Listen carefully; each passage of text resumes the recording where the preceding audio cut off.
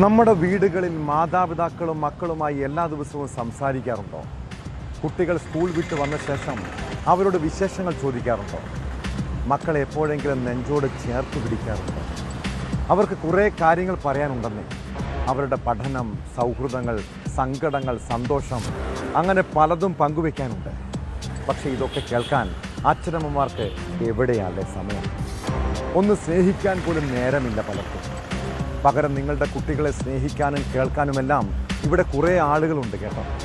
പ്രത്യേകിച്ച് social media, അത് വല്ലാത്തൊരു ലോകമാണ്. സ്നേഹവും സൗഹൃദവും പരിചരണവും എല്ലാം ലഭിക്കുന്ന ഇടം. എന്നാൽ അതിലെ ചതി നമ്മുടെ പിള്ളേർക്ക് മനസ്സിലാകില്ല. തിരുവനന്തപുരം വർക്കലയിലെ 8ാം ക്ലാസ്സുകാരിയുടെ കഥ ഒന്ന് കേൾക്കാം.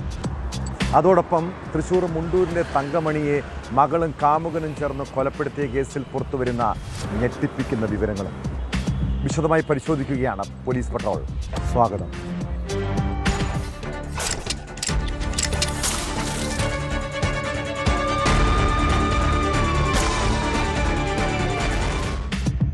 തിരുവനന്തപുരം വർക്കലയിലെ 8ാം ക്ലാസ്സിൽ പഠിക്കുന്ന പെൺകുട്ടി ചതിക്കപ്പെട്ട ഒരു കഥയിലേക്കാണ്.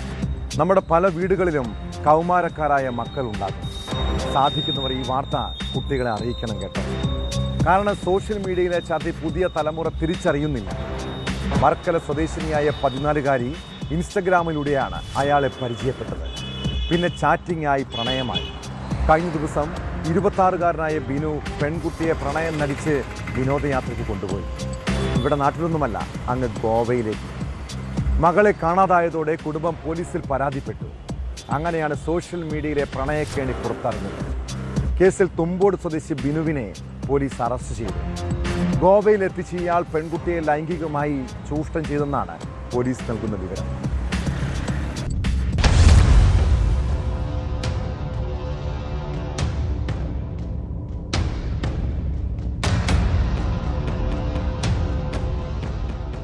ഇക്കഴിഞ്ഞ 18-നാണ് പ്രതി ബിനു വർക്കലയിൽ നിന്ന് പെൺകുട്ടിയുമായി തിരുവനന്തപുരത്തെത്തിയ ശേഷം അവിടെ നിന്നും മധുരയിലെത്തിയത്. മധുരയിൽ ഒരു ദിവസം താമസിച്ച ശേഷം ട്രെയിൻ മാർഗം ഗോവയിലേക്ക് പോയി. അടുത്ത ദിവസം പെൺകുട്ടിയുമായി എറണാകുളത്തെത്തിയ പ്രതി തുടർന്ന് തമിഴ്നാട്ടിലേക്ക് കടക്കുന്നതിനായി ശ്രമിക്കവെയാണ് വർക്കല പോലീസിന്റെ പിടിയിലായത്.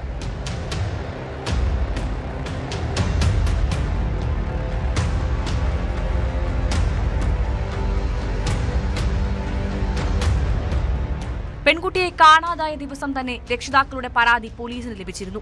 പ്രതി മൊബൈൽ ഫോൺ സ്വിച്ച് ഓഫ് ചെയ്തിരുന്നെങ്കിലും പോലീസിന്റെ വിദഗ്ധവും ശാസ്ത്രീയവുമായ അന്വേഷണത്തിനൊടുവിൽ ഇയാളുടെ നീക്കങ്ങൾ കണ്ടെത്തി. പെൺകുട്ടിയുമായി ബിനു സഞ്ചരിച്ച അതേ വഴിയിലൂടെ തന്നെ പോലീസും പിന്തുടർന്നാണ് ഒടുവിൽ എറണാകുളത്ത് നിന്നും പ്രതിയെ കസ്റ്റഡിയിലെടുത്തത്.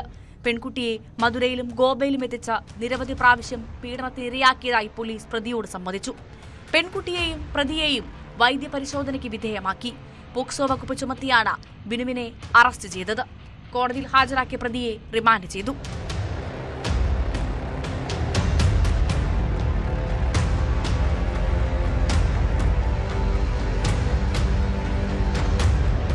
ന്യൂസ് 18 ആറ്റിങ്ങൽ. ന്യൂസ് 18 നെയ്യാറ്റിൻകര.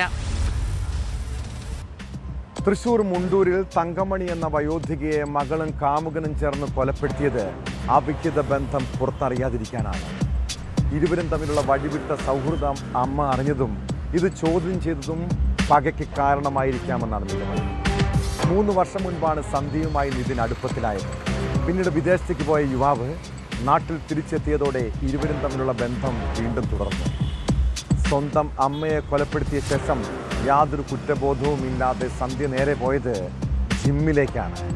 അവിടെ വെച്ച് തെളിവ് നശിപ്പിക്കാനുള്ള പദ്ധതി തയ്യാറാക്കി.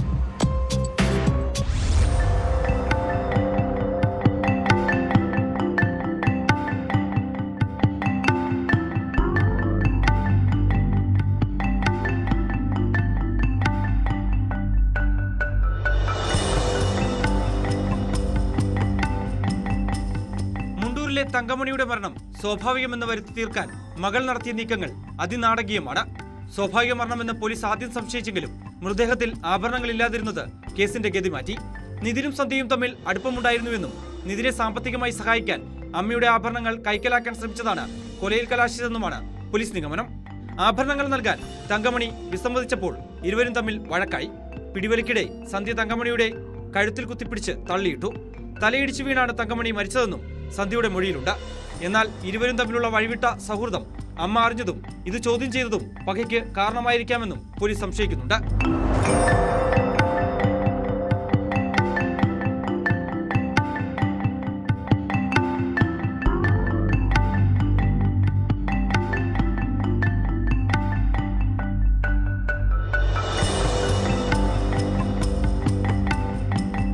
കൊലപാതകത്തിന് ശേഷം നിതിനെ വീട്ടിലേക്ക് വിളിച്ചു വരുത്തുകയും ഇരുവരും ചേർന്ന് തങ്കമണിയെ അവരുടെ മുറിയിലേക്ക് മാറ്റിക്കിടത്തുകയും ചെയ്തു.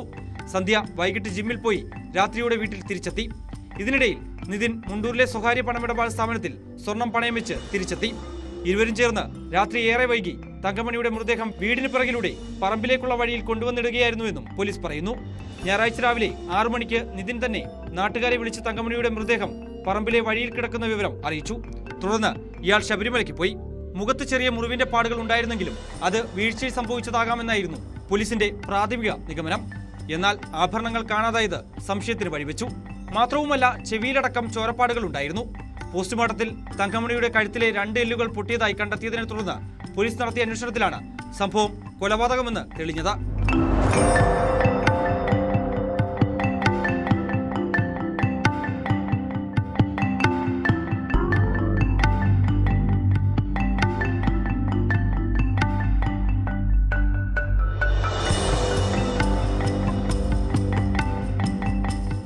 തുടക്കത്തിൽ നിതിനും സന്ധ്യയും കുറ്റം സമ്മതിച്ചില്ല. പിന്നീട് നടത്തിയ ചാറ്റുകളുടെ അടിസ്ഥാനത്തിൽ ചോദ്യം ചെയ്തതോടെ പിടിച്ചു നിൽക്കാനായില്ല. അങ്ങനെയാണ് വീട്ടമ്മയായ സന്ധ്യയും അയൽവാസി നിതിനും തമ്മിലുള്ള അവിഹിതം പുറത്തറിയുന്നത്. 3 വർഷം മുമ്പാണ് സന്ധ്യയുമായി നിതിൻ അടുപ്പത്തിലായത്. പിന്നീട് വിദേശത്തേക്ക് പോയ യുവാവ് നാട്ടിൽ തിരിച്ചെത്തിയതോടെ ഇരുവരും തമ്മിലുള്ള ബന്ധം വീണ്ടും തുറന്നു. ഇക്കാര്യം തങ്കമണി അറിഞ്ഞിരുന്നുവെന്നും സന്ധ്യയ്ക്ക് താക്കീത് നൽകിയിരുന്നതായും വിവരമുണ്ട്.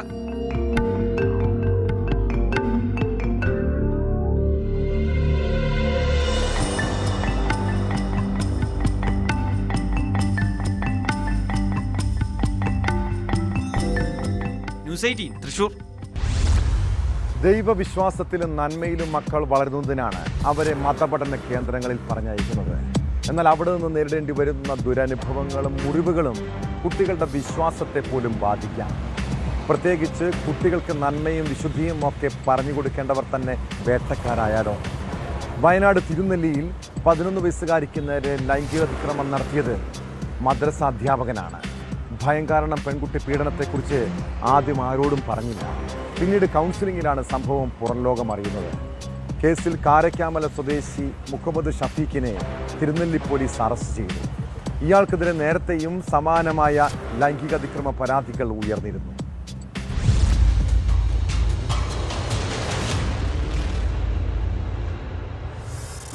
വയനാട് സ്വദേശിനിയായ 11-കാരിയെ പീഡിപ്പിച്ചെന്ന കേസിലാണ് മദ്രസാധ്യാപകൻ മുഹമ്മദ് ഷഫീഖിനെ പോലീസ് അറസ്റ്റ് ചെയ്തത്. ഇയാൾ മദ്രസയിൽ എത്തിയപ്പോഴാണ് പെൺകുട്ടിയെ ചൂഷണം ചെയ്തത്. ആദ്യം ഭയം കാരണം കുട്ടി വിവരം ആരോടും പറഞ്ഞില്ല. പിന്നീട് പെരുമാറ്റത്തിൽ അസ്വാഭാവികത തോന്നി കൗൺസിലിംഗ് ചെയ്തപ്പോഴാണ് പീഡന വിവരം പുറത്തു വന്നത്. പോലീസ് കേസെടുത്തതിന് പിന്നാലെ പ്രതി ഒളിവിൽ പോയിരുന്നു. പിന്നീട് ഏറെ നാളത്തെ നിരീക്ഷണത്തിനൊടുവിലാണ് മദ്രസാധ്യാപകനെ പിടികൂടിയത്.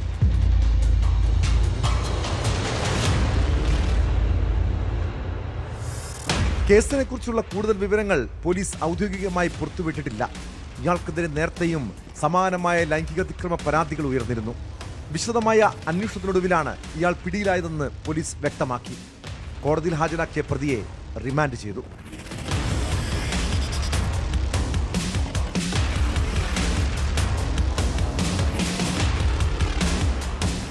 ന്യൂസ് 18 വയനാട്. തൃശൂർ രാഗം തിയേറ്റർ നടത്തിപ്പുകാരൻ സുനിലിനെ വെട്ടിക്കൊലപ്പെടുത്താൻ കൊട്ടേഷൻ നൽകിയ വ്യവസായി ആര്? പ്രവാസി വ്യവസായിയും സിനിമാ നിർമ്മാതാവുമായ റാഫേലിനെതിരെയാണ് കൊട്ടേഷൻ ആരോപണം. കൊട്ടേഷൻ കൊടുത്തത് റാഫേൽ എന്ന് ആക്രമിക്കപ്പെട്ട രാഗം സുനിൽ തന്നെയാണ് ആരോപണം ഉന്നയിക്കുന്നത്. സിനിമാ വിതരണത്തിലെ സാമ്പത്തിക ഇടപാടിനെ ചൊല്ലിയുള്ള തർക്കമാണ് വധശ്രമത്തിന് കാരണമെന്നാണ് മൊഴി. സുനിലിനെ വെട്ടിയ 2 ഗുണ്ടകൾ കഴിഞ്ഞ ദിവസം പിടിയിലായിരുന്നു. ഇവരെ വിശദമായി ചോദ്യം ചെയ്തെങ്കിലും കൊട്ടേഷൻ ഇടപാടിൻ്റെ വിവരങ്ങൾ പുറത്തു വന്നിട്ടില്ല. കേസിൽ ഒളിവിലുള്ളവരെ കണ്ടെത്താൻ അന്വേഷണം ഊർജിതമാക്കിയിട്ടുണ്ട് പോലീസ്.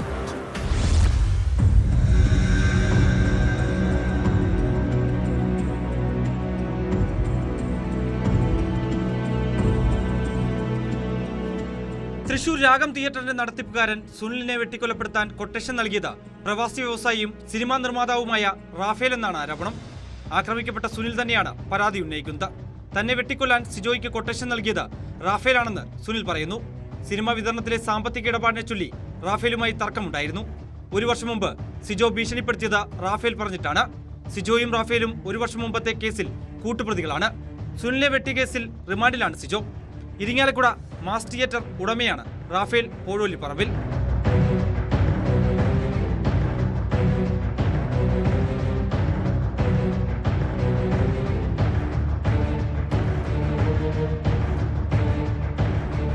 സുനിലിനെ വെട്ടിക്കൊലപ്പെടുത്താൻ ശ്രമിച്ച കേസിൽ 2 ഗുണ്ടകൾ കഴിഞ്ഞ ദിവസം പിടിയിലായിരുന്നു. ആലപ്പുഴ കരുവാറ്റ സ്വദേശികളായ ആദിത്യനും ഗുരുദാസുമാണ് അറസ്റ്റിലായത്. സുനിലിന്റെ ഡ്രൈവറെ ഇടംകൈ കൊണ്ട് വെട്ടിയത് ആദിത്യനായിരുന്നു. ഗുണ്ടകൾക്ക് കൊട്ടേഷൻ നൽകിയ സിജോ നേരത്തെ പിടിയിലായിരുന്നു. 1 വർഷം മുമ്പ് തിയേറ്ററിൽ വന്ന് സുനിലിനെ ഭീഷണിപ്പെടുത്തിയ കേസിൽ പ്രതിയാണ് സിജോ. കൂടാതെ ഗുണ്ടകൾക്ക് കാറുകൾ തരപ്പെടുത്തിയ 3 പേരും പിടിയിലായിരുന്നു. 3 ലക്ഷം രൂപയ്ക്ക് പ്രവാസി വ്യവസായിയാണ് കൊട്ടേഷൻ നൽകിയത്. സാമ്പത്തിക ഇടപാടുമായി ബന്ധപ്പെട്ട തർക്കമാണ് ആക്രമണത്തിലേക്ക് എത്തിയത്. പ്രതികൾ സഞ്ചരിച്ച കാറിനെപ്പറ്റി പോലീസിന് നിർണായക വിവരം ലഭിച്ചിരുന്നു. പിന്നാലെയാണ് ഇവരെ പിടികൂടുന്നത്. പ്രവാസി വ്യവസായിയുടെ വിശ്വസ്തന്റെ കാറാണിതെന്നാണ് പോലീസ് തിരിച്ചറിഞ്ഞത്. രാത്രി 10 മണിയോടെയാണ് വെളപ്പായിലെ സുനിലിന്റെ വീടിന് മുന്നിൽ വെച്ച് കൊട്ടേഷൻ ആക്രമണം ഉണ്ടായത്. കാറിൽ വന്ന് ഗേറ്റ് തുറക്കാൻ ഇറങ്ങുന്നതിനിടെ ആദ്യം ഡ്രൈവറെയും പിന്നീട് സുനിലിനെയും ആയുധധാരികളായ 3 അംഗ സംഘം ആക്രമിക്കുകയായിരുന്നു.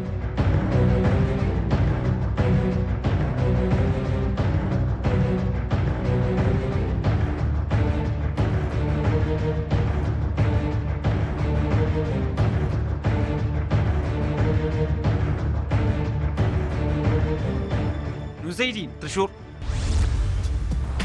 ആലപ്പുഴ ചേർത്തല സ്വദേശിനി ഐഷയെയും കൊന്നത് സെബാസ്റ്റ്യനാണ്.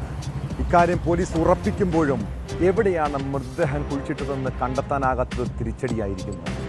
ഇതോടെ തെളിവുകൾ കണ്ടെത്താനുള്ള അന്വേഷണത്തിലാണ് ചേർത്തല പോലീസ്. കേസിൽ പ്രതിയായ സെബാസ്റ്റ്യന്റെ പള്ളിപ്പുറത്തെ വീട്ടുവളപ്പിലെ കുളത്തിൽ പോലീസ് തിരച്ചിൽ നടത്തി. നേരത്തെ ക്രൈംബ്രാഞ്ച് സംഘം ബിന്ദു പത്മനാഭൻ ജൈനമ്മ കൊലക്കേസുകളിൽ സെബാസ്റ്റ്യന്റെ വീടും സമീപത്തുണ്ടായിരുന്ന കുളങ്ങളും വറ്റിച്ച് പരിശോധിച്ചിരുന്നു. എന്നാൽ വീടിൻ്റെ വടക്കുവശത്തെ കുളം പരിശോധിച്ചിരുന്നില്ല. ഐഷയുടെ മൃതദേഹം ഇവിടെ കുഴിച്ചിട്ടിരിക്കാമെന്ന നിഗമനത്തിലാണ് തിരച്ചിൽ.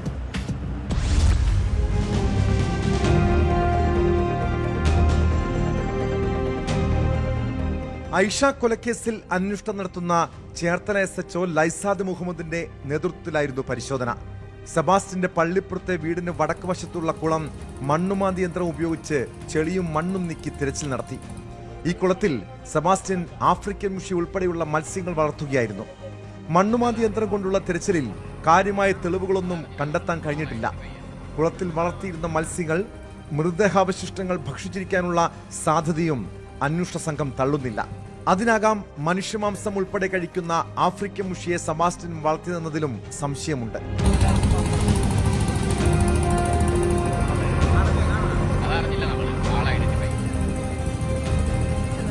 ഏറ്റുമാനൂരിലെ ജൈനമ്മ തിരോധാന കേസും ബിന്ദു പത്മനാഭൻ തിരോധാനവും ക്രൈംബ്രാഞ്ചാണ് അന്വേഷിക്കുന്നത്. ഐഷയുടെ തിരോധാനം ചേർത്തല പോലീസും അന്വേഷിച്ചു വരികയാണ്. ഇതിനിടെ റിമാൻഡിലായിരുന്ന സെബാസ്റ്റ്യൻ ക്രൈംബ്രാഞ്ചിന്റെ ചോദ്യം ചെയ്യലിൽ ഐഷയെയും കൊലപ്പെടുത്തിയെന്ന് സമ്മതിച്ചു. 2012 ചേർത്തല സ്വദേശിനി ഐഷയെ കാണാതാകുന്നത്. നേരത്തെ ബിന്ദുവിനെ കൊലപ്പെടുത്തിയതാണെന്ന് സെബാസ്റ്റ്യൻ ക്രൈംബ്രാഞ്ചിനോട് സമ്മതിച്ചിരുന്നു. ജൈനമ്മയുടെ തിരോധാനവുമായി ബന്ധപ്പെട്ട് സെബാസ്റ്റ്യന്റെ പുരയിടത്തിൽ നടത്തിയ പരിശോധനയിൽ ചില അസ്ഥികൂട അവശിഷ്ടങ്ങൾ പോലീസ് കണ്ടെത്തിയതാണ്. വരും ദിവസങ്ങളിലും തെളിച്ചിൽ തുടരുമെന്നാണ് വിവരം.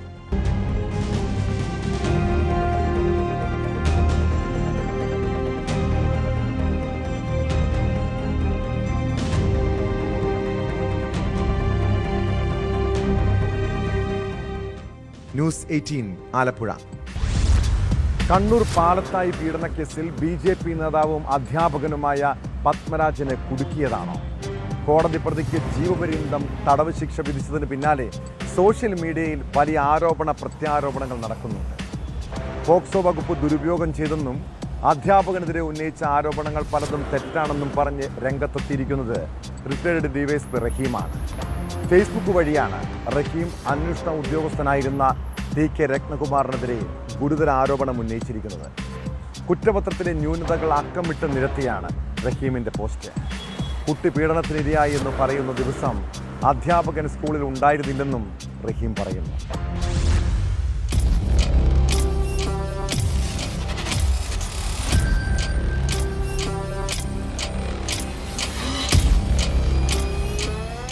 പാലത്തായി കേസ് പോക്സോ വകുപ്പ് ദുരുപയോഗം ചെയ്തതിന് ഏറ്റവും വലിയ ഉദാഹരണമാണെന്ന് കാട്ടി ഏതാനും ദിവസം മുൻപ് റിട്ടയർഡ് ഡിവൈഎസ്പി റഹീം ഫേസ്ബുക്ക് പോസ്റ്റ് ഇട്ടിരുന്നു. ഇതിന് അന്വേഷണ ഉദ്യോഗസ്ഥനായിരുന്ന TK രത്നകുമാർ നടത്തിയ പ്രതികരണത്തിന് പിന്നാലെയാണ് കൂടുതൽ ആരോപണങ്ങൾ ഉന്നയിച്ച് റഹീം വീണ്ടും രംഗത്തെത്തിയത്. ഇരയുടെ മൊഴികളിൽ പലതും ഇമാജിനറി ആണെന്ന് കുറ്റപത്രത്തിലുണ്ടെന്ന് ഫേസ്ബുക്ക് കുറിപ്പിൽ പറയുന്നു. കുട്ടി പറഞ്ഞുകൊടുത്ത സ്ഥലമല്ല ഏറ്റവും ഒടുവിലത്തെ അന്വേഷണ സംഘം സംഭവസ്ഥലമായി രേഖപ്പെടുത്തിയത്. ചെരുപ്പിനനുസരിച്ച് കാല് മുറിക്കുന്ന ലാഘവത്തോടെ സംഭവസ്ഥലം മാറ്റാൻ താങ്കൾ കാണിച്ച മഹാമനസ്കതയ്ക്ക് ഇരിക്കട്ടെ ബിഗ് സല്യൂട്ട് എന്ന് അന്വേഷണ ഉദ്യോഗസ്ഥനായ TK രത്നകുമാറിനോട് റഹീം പറയുന്നുണ്ട്. സംഭവസ്ഥലത്ത് നിന്ന് മനുഷ്യരക്തം കണ്ടെത്താൻ കാണിച്ച ശുഷ്കാന്തി അപാരമാണെന്നും പരിഹാസമുണ്ട്. 1.5 വർഷത്തിനു ശേഷം ബാത്റൂമിൽ നിന്ന് ലഭിച്ച രക്തം പരാതിക്കാരിയുടേതാണ് എന്ന് ഏത് ശാസ്ത്രീയ അന്വേഷണം വഴിയാണ് തെളിയിച്ചിട്ടുള്ളത്?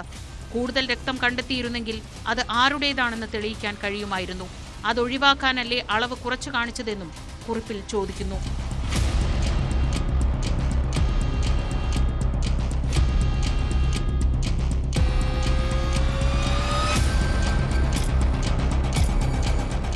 എന്നാൽ കോടതി വിധികളെ വസ്തുനിഷ്ഠമായി വിശകലനം ചെയ്യാൻ ഏതൊരു പൗരനും അവകാശമുണ്ടെന്നും റഹീം കുറിപ്പിൽ പറയുന്നു.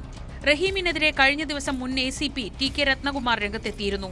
സ്വന്തം ബാച്ചുകാരനായ പ്രതിയെ വെള്ളപൂശാനുള്ള റിട്ടയർഡ് ഡിവൈഎസ്പിയുടെ ശ്രമം അഭിനന്ദിക്കാതെ വയ്യെന്നും വെറും കേട്ടറിവിന്റെ അടിസ്ഥാനത്തിൽ അഭിപ്രായം പറയരുതെന്നുമായിരുന്നു രത്നകുമാറിന്റെ പ്രതികരണം. 2020 മാർച്ച് 17-നാണ് UP സ്കൂൾ അധ്യാപകനായ K പത്മരാജൻ പീഡിപ്പിച്ചുവെന്ന 10 വയസ്സുകാരി ചൈൽഡ് ലൈനിൽ പരാതി നൽകിയത്. BJP നേതാവായ പത്മരാജന് കേസിൽ ജീവപര്യന്തം തടവും 1 ലക്ഷം രൂപ പിഴയും കോടതി ശിക്ഷ വിധിച്ചിരുന്നു.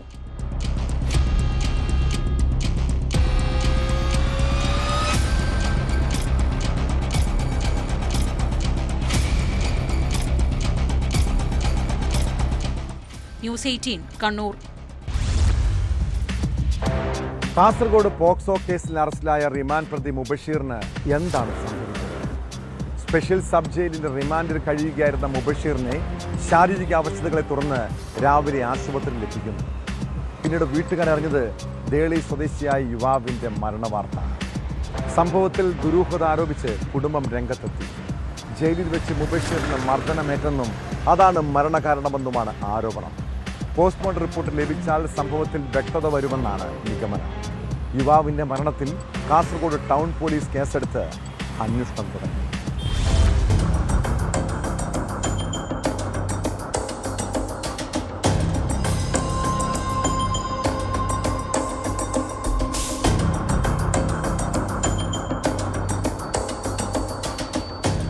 കുന്നുപാറ സ്വദേശി മുബഷീറാണ് മരിച്ചത്.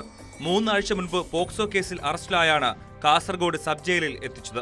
ശാരീരിക അസ്വസ്ഥതകളെ തുടർന്ന് പുലർച്ചെ 5:30-യോടെ മുബഷീറിനെ ജയിൽ അധികൃതർ ജനറൽ ആശുപത്രിയിൽ എത്തിച്ചെങ്കിലും മരണം സംഭവിച്ചു. വിദേശത്തായിരുന്ന മുബഷീർ 2 മാസം മുമ്പാണ് നാട്ടിലെത്തിയത്. മരണത്തിൽ ദുരൂഹത ആരോപിക്കുകയാണ് കുടുംബം. എന്നെ ഇവിടുന്ന് മാറ്റണോ, പെട്ടെന്ന് ഇറക്കണോ ഫസ്റ്റ് പറഞ്ഞു. ജാമ്യം തള്ളി എന്ന് പറയുമ്പോൾ എന്നെ ഇവിടുന്ന് മാറ്റണമെന്ന് പറഞ്ഞിട്ട് അത് നിൽക്കാൻ പറ്റുന്നില്ല. ഞാൻ പുറത്ത് ഇറങ്ങിയിട്ട് എന്നെ അങ്ങോട്ടും ഇങ്ങോട്ടും കൊണ്ടുപോകുന്നത് ഹോസ്പിറ്റലിലൊക്കെ. ഒരു മരുന്ന് കുടിക്കാത്ത ആളാണ്.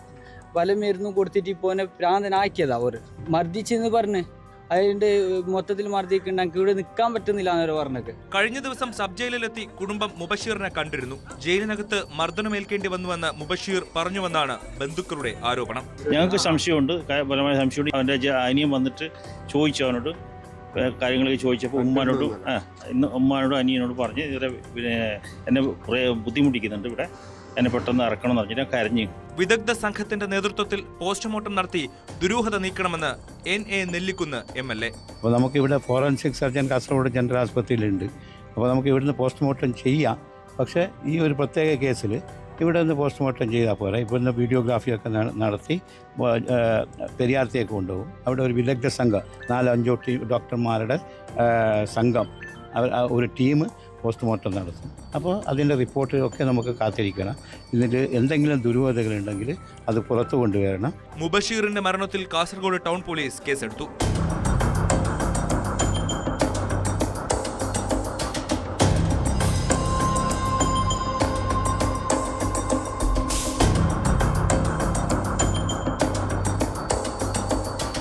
ന്യൂസ് 18 കാസർഗോഡ്. ഇതര സംസ്ഥാനക്കാരും അപരിചിതരും പതിവായി വന്നു പോകുന്ന സ്ഥലത്താണോ നിങ്ങൾ താമസിക്കുന്നത്?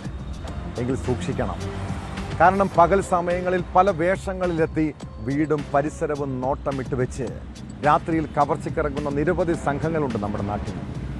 മലപ്പുറം പൊന്നാനിയിൽ വനിതാ അഭിഭാഷകയെ വീട്ടിൽ പതിയിരുന്ന് ആക്രമിച്ച് മാല പൊട്ടിക്കാൻ ശ്രമിച്ച ഒരു സംഭവത്തിലേക്കാണ്. കേസിൽ ഇതര സംസ്ഥാന തൊഴിലാളിയെ പോലീസ് അറസ്റ്റ് ചെയ്തു. അസം സ്വദേശി സൗരവ് രഞ്ജിത്തിനെ അതിവിദഗ്ധമായാണ് പിടികൂടിയത്. മോഷണം നടത്തിയ ശേഷം മോഷ്ടാവിനെ തിരയാനും സൗരവ് ഒപ്പമുണ്ടായിരുന്നു.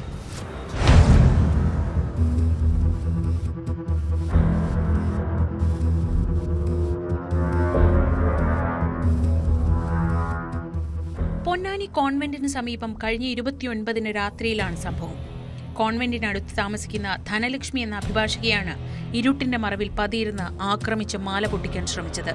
ഗേറ്റ് അടച്ച് വീട്ടിലേക്ക് കയറുകയായിരുന്ന ധനലക്ഷ്മിയെ കാർ പോർച്ചിൽ കാറിന്റെ സൈഡിൽ പതുങ്ങിയിരുന്ന പ്രതി ആക്രമിക്കുകയായിരുന്നു. എന്നാൽ മാല ഊരിവെച്ചിരുന്നതിനാൽ മോഷണം നടന്നില്ല. സംഭവത്തിൽ അസം സ്വദേശി സൗരവ് രഞ്ജിത്ത് എന്ന 21-കാരനെ പോലീസ് അറസ്റ്റ് ചെയ്തു. പ്രദേശത്തെ CCTVകൾ പരിശോധിച്ചും ശാസ്ത്രീയ തെളിവുകളുടെ അടിസ്ഥാനത്തിലുമാണ് പ്രതി പിടിയിലായത്.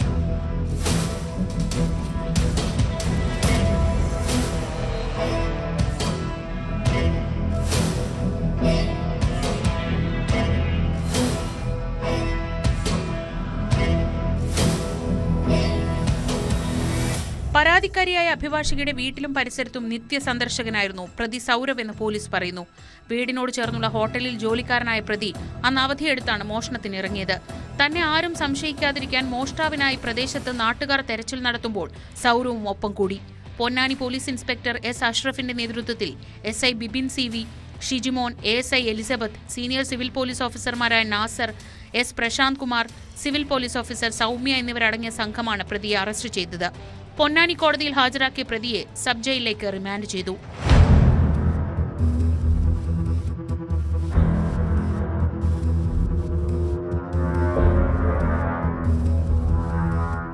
ന്യൂസ് 18 തിരൂർ.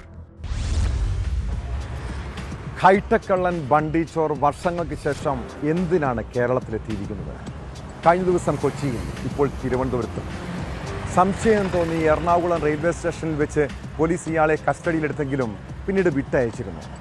എന്നാൽ അഭിഭാഷകരെ കാണാൻ എത്തിയതാണെന്ന പരസ്പര വിരുദ്ധമായ മൊഴികളിൽ ചില സംശയങ്ങളുണ്ട്. ഇതോടെയാണ് തിരുവനന്തപുരം തമ്പാനൂർ റെയിൽവേ സ്റ്റേഷനിൽ വെച്ച് ഇയാളെ വീണ്ടും കസ്റ്റഡിയിലെടുത്തത്. ബണ്ടിച്ചോറിൻ്റെ മാനസിക നില പരിശോധിക്കാനുള്ള തീരുമാനത്തിലാണ് റെയിൽവേ പോലീസ്. വരവിൻ്റെ ലക്ഷ്യം മോഷണമാണോ എന്ന് പരിശോധിക്കുന്നത് നല്ലതാണ്.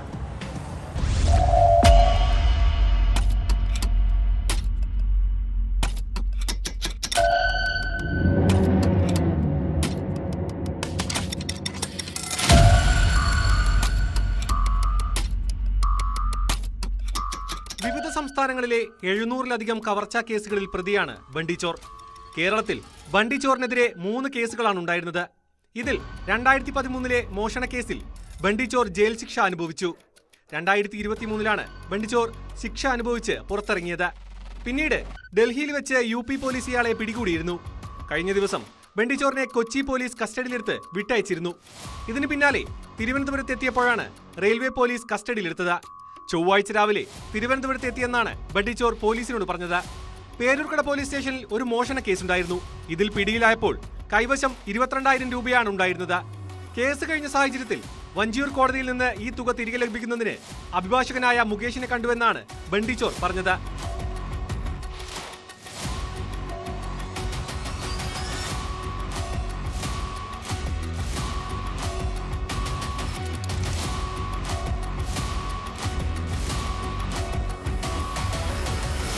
തന്റെ ജീവിതകഥ ആസ്പദമാക്കി 2 സിനിമകൾ പുറത്തിറങ്ങിയിരുന്നെന്നും ഇതിന് അനുമതി തേടിയിരുന്നില്ലെന്നുമാണ് ബണ്ടിച്ചോർ പറയുന്നത്.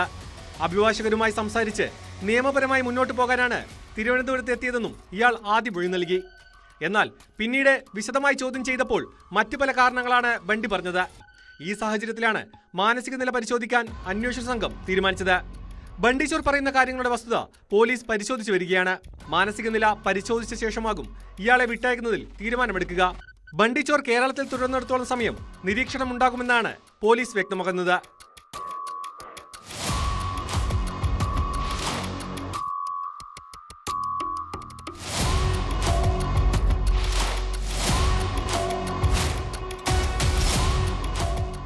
ന്യൂസ് 18 തിരുവനന്തപുരം. കുറ്റകൃത്യങ്ങളുടെ മറ്റു ചില വാർത്തകൾ ചുരുക്കത്തിൽ. നെയ്യാറ്റിൻകര കാഞ്ഞിരംകുളം പോലീസ് സ്റ്റേഷനിലെ ഉദ്യോഗസ്ഥൻ ആത്മഹത്യയ്ക്ക് ശ്രമിച്ചു. പുഴുക്കുന്ന് സ്വദേശി സജീഷാണ് വീട്ടിൽ വെച്ച് കീടനാശിനി കുടിച്ച് ആത്മഹത്യയ്ക്ക് ശ്രമിച്ചത്. നെയ്യാറ്റിൻകര പോലീസ് സ്റ്റേഷനിലെത്തിയ യുവാവ് കൈഞ്ഞരമ്പ് മുറിച്ച് ആത്മഹത്യാ ഭീഷണി മുഴക്കി. പടുതാലമൂട് സ്വദേശിയായ യുവതിയുടെ പരാതിയിൽ പോലീസ് വിളിപ്പിച്ച ബാലരാമപുരം സ്വദേശിയായ ഓട്ടോ ഡ്രൈവറാണ് ആത്മഹത്യയ്ക്ക് ശ്രമിച്ചത്. ഇറ്റലിയിൽ സൂപ്പർ മാർക്കറ്റിൽ ജോലിക്കുള്ള വിസ നൽകാമെന്ന് പറഞ്ഞ് മൂവാറ്റുപുഴ സ്വദേശിനിയുടെ 5 ലക്ഷം രൂപ തട്ടിയെടുത്ത കേസിൽ പ്രധാന പ്രതി പിടിയിൽ. ബംഗളൂരു ജ്ഞാനഹള്ളി സ്വദേശി ജോസ് ഫ്രാൻസിസിനെയാണ് അറസ്റ്റ് ചെയ്തത്. എറണാകുളം സൗത്ത് റെയിൽവേ സ്റ്റേഷനിൽ 56 കിലോ കഞ്ചാവുമായി 3 പേർ പിടിയിൽ. ടാറ്റാനഗർ എക്സ്പ്രസിൽ കഞ്ചാവ് കൊണ്ടുവന്ന റെയിൽവേ കരാർ ജീവനക്കാരനായ ഉത്തരേന്ത്യൻ സ്വദേശി സുഖലാൽ, കഞ്ചാവ് കൈപ്പറ്റാനെത്തിയ എറണാകുളം സ്വദേശി സനൂപ് ദീപക് എന്നിവർ അറസ്റ്റിൽ. RSS ഗണഗീതത്തെയും ഭാരതാംബയെയും അശ്ലീലമായി ചിത്രീകരിച്ചെന്ന പരാതിയിൽ മലപ്പുറത്ത് ഇടതുപക്ഷ അനുഭാവി പിടിയിൽ. വളാഞ്ചേരി സ്വദേശി വിശ്വനാഥനെയാണ് VHPയുടെ പരാതിയിൽ പോലീസ് അറസ്റ്റ് ചെയ്തത്. ഈ ആധുനിക കാലഘട്ടത്തിൽ ആരാണ് ഒരു കുട്ടിയുടെ റോൾ മോഡൽ? നിങ്ങൾ ഞങ്ങളെ കണ്ടു വളരണമെന്ന് മക്കളോട് പറയാൻ ഈ നാട്ടിലെ എത്ര മാതാപിതാക്കൾക്ക് കഴിയും? പല വീടുകളിലെയും സ്ഥിതി സമാനമാണ്. അച്ഛനും അമ്മയ്ക്കും കുട്ടികളോട് വർത്തമാനം പറയാൻ പോലും സമയമില്ല. പകൽ ജോലി, രാത്രി വീട്ടിലെത്തിയാലും തിരക്ക്, പിന്നെ ഫോണിലാണ് കൂടുതൽ സമയവും ചിലവഴിക്കുന്നത്. ചെറിയ പ്രായത്തിൽ കുട്ടികൾ വഴക്കുണ്ടാക്കിയാൽ അവർക്കും മൊബൈൽ ഫോൺ കൊടുത്ത് പ്രശ്നം പരിഹരിക്കും. കുറച്ച് കഴിഞ്ഞ് മക്കൾ ഫോൺ അഡിക്റ്റ് ആകുന്നത് നമ്മൾ തിരിച്ചറിയുമ്പോഴേക്കും കാര്യങ്ങൾ കൈവിട്ടു പോകാം. അപ്പോൾ വഴക്ക് പറഞ്ഞാൽ പിള്ളേർ നന്നാകുമോ? തിരുവനന്തപുരം നെയ്യാറ്റിൻകരയിൽ നിന്നുള്ള സങ്കടപ്പെടുത്തുന്നൊരു സംഭവത്തിലേക്കാണ്. നിരന്തരം മൊബൈൽ കാണുന്നതിനും പഠിക്കാത്തതിനും രക്ഷിതാക്കൾ വഴക്കു പറഞ്ഞതിന് 8ാം ക്ലാസ്സുകാരൻ ആത്മഹത്യ ചെയ്തു. രതീഷ് ബിന്ദു ദമ്പതികളുടെ മകൻ അനന്തുവാണ് തൂങ്ങി മരിച്ചത്. ആ അച്ഛൻ്റെയും അമ്മയുടെയും ഇപ്പോഴത്തെ അവസ്ഥ ഒന്ന് ചിന്തിച്ച് തകർന്നു പോയി കാണുമല്ലേ. മക്കളെ കുട്ടിക്കാലം മുതൽ അല്പം വഴക്കു പറഞ്ഞും ശിക്ഷിച്ചുമൊക്കെ വളർത്തണം കേട്ടോ, ഇല്ലേ പിന്നീട് ദുഃഖിക്കേണ്ടി വരും. ഇതോടെ പോലീസ് പെട്രോൾ പൂർണ്ണമാകുന്നു. നമസ്കാരം.